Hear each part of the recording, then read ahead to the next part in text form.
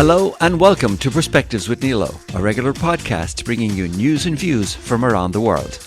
I'm your host, Neil O'Sullivan.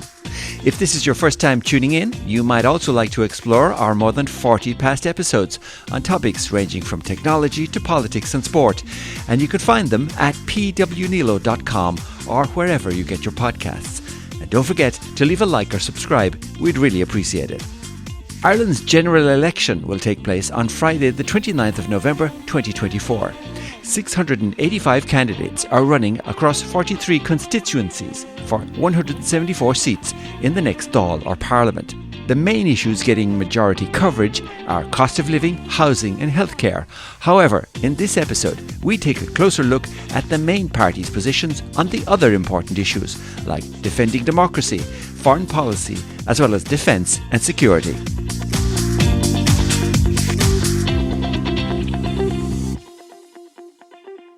Recently, I read an excellent article by Joan Westenberg entitled "The Death of Critical Thinking Will Kill Us Long Before AI."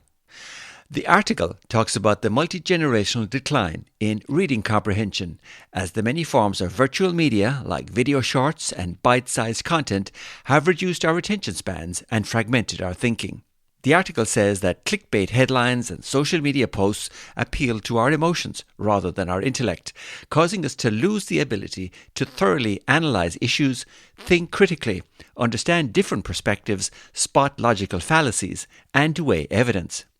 These points are especially relevant here in Ireland as we prepare to vote in the upcoming general election. Joan Westenberg says that nowadays, in politics, discourse gets diluted to thoughtless slogans, sensationalism and tribalism. Without nuanced analysis, parties propagate misinformation to confirm their biases. Media coverage devolves into horse race coverage and outrage porn instead of rational issues analysis, and as a result, voters make uninformed choices. Much of the media coverage and discussion of Irish election issues so far has been what mainstream media have dubbed auction politics, as politicians and their parties try to better each other with promises of various benefits if elected. Examples include free university fees, childcare benefits, dropping the USC charge, reducing the VAT rate on hospitality, and so on. While many of these areas are genuinely important, the relentless competition for votes between the different party candidates means that the conversation around these few core issues tends to dominate media coverage at the expense of other topics. In this episode, we're going to take a look at the three main parties' manifestos to see what they have to say about some of the other important issues, specifically defending Ireland's democracy, our values and our freedoms, the role of the media and press freedom, as well as the parties' positions on foreign policy and supporting Ukraine, plus their positions on defence and security. Many geopolitical analysts and commentators agree that democracy and the rules-based international order is under attack. Authoritarian regimes like China and Russia are single-minded in their identification of democracy as a threat to their oppressive regimes and are relentlessly trying to subvert democratic norms and values around the world. These regimes often manipulate information, suppress dissent, and undermine the rule of law both domestically and internationally. Cyber attacks, disinformation campaigns, and foreign interference in elections further erode democratic processes and undermine trust in institutions.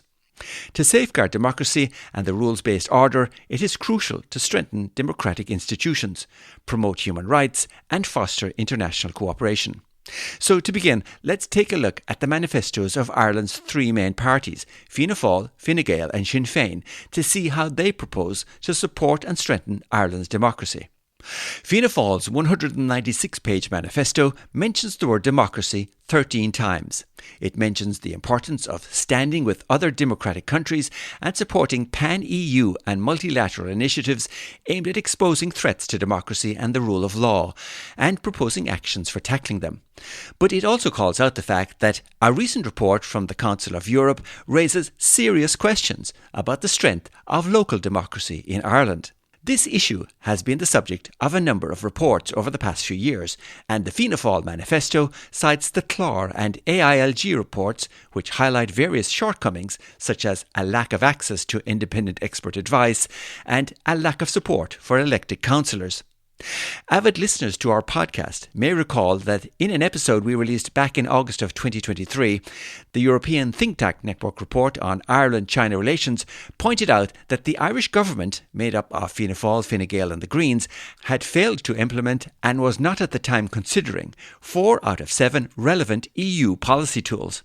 Among these were setting up an information or contact point for local government and implementing a national contact point for knowledge security.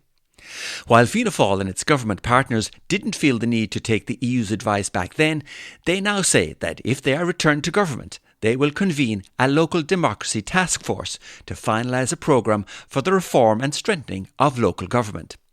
In the meantime, while we wait for these task forces to emerge and produce their reports, this lack of knowledge and lack of reliable information sources is leaving local authorities vulnerable.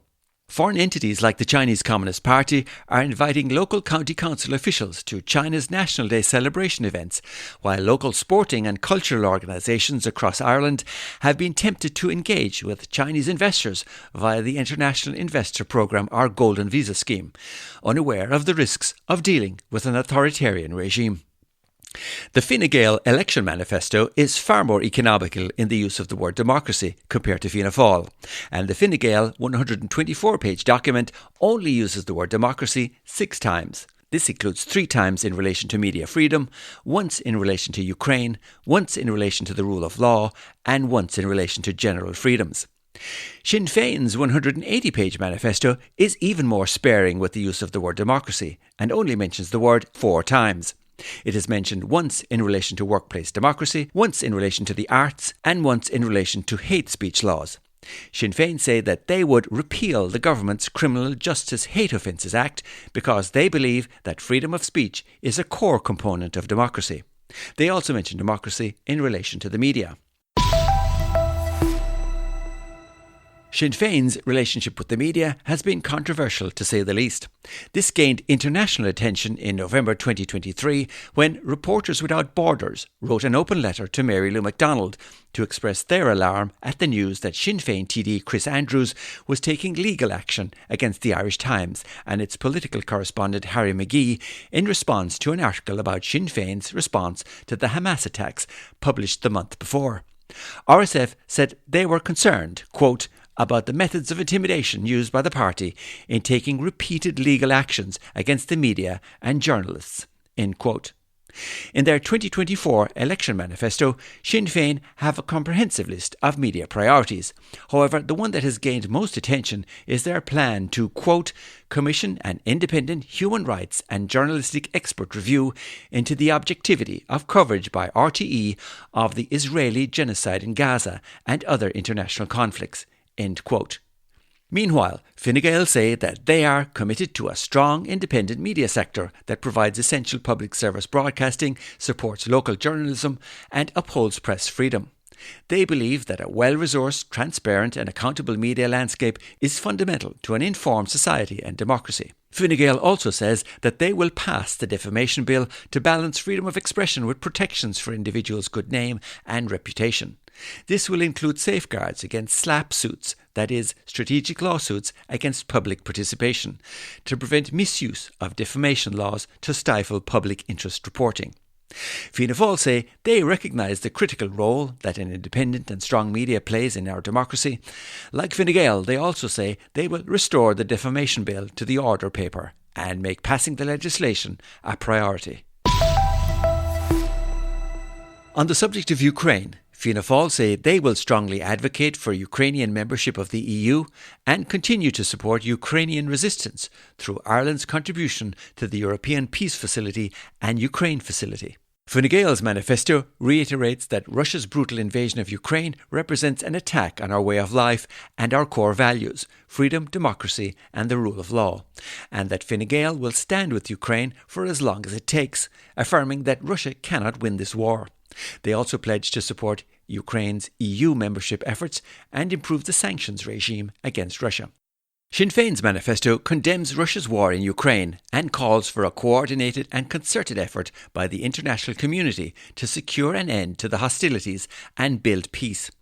It goes on to say that Ukraine, Russia, the United States and the EU should play a role in bringing this conflict to an end by putting the interest of the people of the region above other geopolitical interests. And finally that all sides must cease the current unlimited supply of weapons into Ukraine, which has cost hundreds of thousands of lives. The latter sentence caught the attention of the Ukrainian embassy in Dublin, which reacted by warning it was disturbed by what it described as the irresponsible call to stop supplying weapons to Ukraine. In a statement on X, the embassy said, "These weapons allow us to defend Ukrainian people and the global international rules-based security system. Lack of military aid will increase mass killings of Ukrainians and will have catastrophic consequences for the world." It's also worth noting here that Sinn Féin's MEP representative in the 2019 to 2024 Parliament, Chris McManus, has previously voted against sending aid to Ukraine. He was absent for key EU votes against the Russian regime and abstained on a motion calling for a strategy to combat foreign interference in elections from Russia and China, a motion that was subsequently carried overwhelmingly by the Parliament.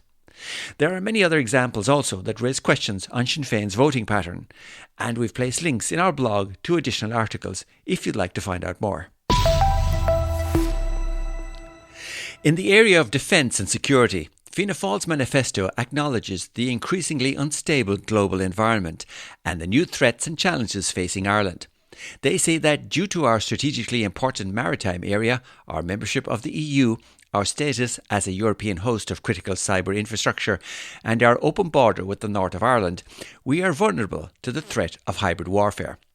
Some of the steps they plan to take to address this are to create a new Department of Domestic Affairs and establish a new border management agency. Fianna Fáil also say they plan to change the culture of the Defence Forces and grow its size to 11,500 personnel. They list multiple improvement initiatives and say they plan to pursue sensible reform of the triple lock legislation. Fine Gael say that their ambition for Ireland is to develop the capability and personnel necessary to safeguard against direct, hybrid and cyber attacks in an increasingly complex global environment, while preserving Ireland's long-standing policy of active military neutrality.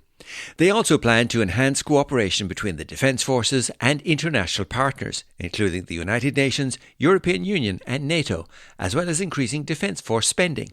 Their manifesto quotes €100 million for what they call funding for new policy measures and force expansion. They also promise to develop a comprehensive veterans policy for the approximately 145,000 veterans in Ireland and develop a robust approach to Ireland's security intelligence. Sinn Féin proposes increasing annual current funding for the Defence Forces by €206.9 million and providing an additional €295 million of capital by 2030 over and above existing pre-committed funding, as well as increasing personnel numbers to a baseline figure of 11,500.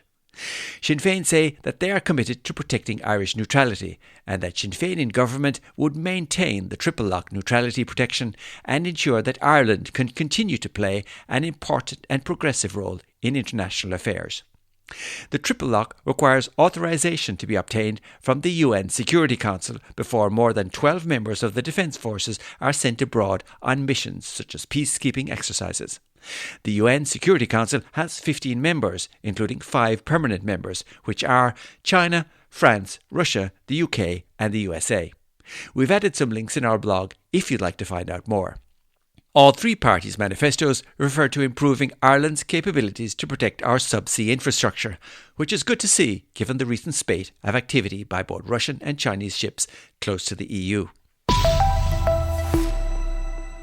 When it comes to foreign affairs, all parties are keen to strengthen relations with the European Union, with both Fianna Fáil and Fine Gael looking forward to Ireland's presidency of the Council of the EU in 2026. It's also interesting to note that in relation to the EU, while Fianna Fáil say in their manifesto that they will promote international trade vital to the Irish economy, during their recent time in government, they have not moved to reopen Ireland's trade office in Taiwan, In fact, Ireland is an outlier in the EU on this issue, as 15 other EU states have a strong trade presence in Taiwan and benefit from the relationships with the world's leading producer of semiconductors, offshore wind technology, AI, and many other technology areas. While Sinn Féin emphasises building support for Irish reunification and include their plan for reunification as part of their manifesto, Fine Gael refers to what it calls the reset in relations with the UK and working with the UK government as co-guarantors of the Good Friday Agreement to further prosperity and reconciliation in Northern Ireland. Fianna Fáil discusses their shared island initiative with which they plan to transform the North-South dynamic. All three parties discuss initiatives to support peace and justice in the Middle East and Ukraine, with Fine Gael also raising concern about the humanitarian catastrophe unfolding in Sudan. None of the parties' manifestos mention the escalating tensions in the Taiwan Strait. And a few final points. While Sinn Féin's manifesto explicitly calls out that all sides must cease the current unlimited supply of weapons into Ukraine, neither Sinn Féin or any of the other parties have anything to say about China's supply of microelectronics, chemicals for munitions and rocket propellants, and dual-use items to Russia to ramp up its defence industrial base. Recently, the European Union has proposed targeting Chinese companies and individuals with visa bans and asset freezes over their dealings with Russian firms linked to Moscow's war effort in Ukraine. The new measures, which are laid out in a draft proposal, are part of a proposed 15 sanctions package recently put forward by Brussels that aims to target 6 China-based companies with asset freezes and 1 Chinese citizen with a visa ban, among other entities. We've linked more details on this in our blog if you wish to read further. Similarly, the supply of troops by North Korea to fight on the side of Russia in the invasion of Ukraine has gone without comment from political parties in Ireland. And while we didn't focus on education in this episode, it would be remiss of us not to point out how the current Irish Government's Department of Education, under Minister Norma Foley, have signed a memo of understanding with the Chinese Ministry of Education to supply Mandarin Chinese teachers to Irish schools. We discussed this topic and others in our interview with Professor Alexander Dukalski of UCD in an episode entitled Ireland's Knowledge Deficit on China, which was published last February. We'd certainly recommend you take a listen to that if you haven't already done so.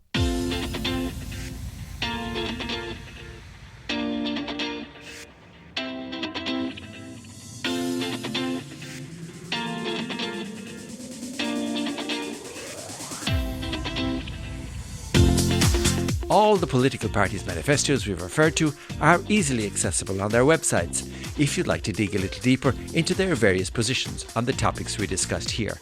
We've also provided links to the other sources of information we've quoted on our blog site, which you can find at pwnilo.com. And finally, before we go, whatever your choice of candidate or party, the most important thing is to cast your vote. Voting in a democracy is a fundamental right and responsibility. It allows citizens to actively participate in shaping their society and government.